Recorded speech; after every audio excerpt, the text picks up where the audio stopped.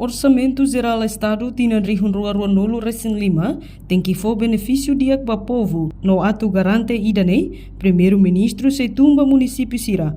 O de Hare direita execução serviço o Ministério Ida.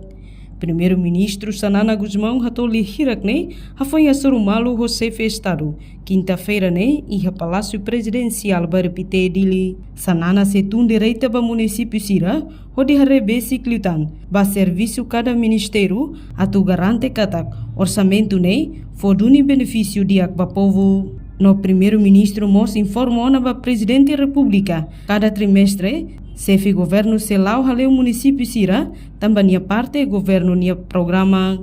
Benefício para o povo, né? Lá já força para o povo. Benefício para o povo, sair da hala escola ida e a área rural. O povo é também benefício, também se não se levar, nós temos hala residência para professores, também tem que levar. Hala cara clínico mais benefício, né? Nós benefício indireto, tem hala, estamos dentro do presidente.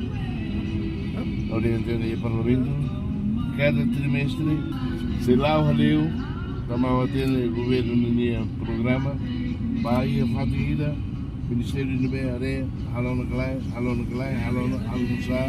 tem halou, mas halou a qualidade, só não é para 2026, nem pela prova que tem que sair, mas e meu outro programa aí Parlamento lá, e no 2024, há irregularidades para a Bahia, poderia corrigir, melhoria o sistema financeiro. 2025 se sai ano de implementação. Se ele uma capital não vai, cabe ser importante. Reportagem Sabina Sansa, Televisão Timor Post. Janela Informação ba Emogoto. Atua tem informação atual dia Clio.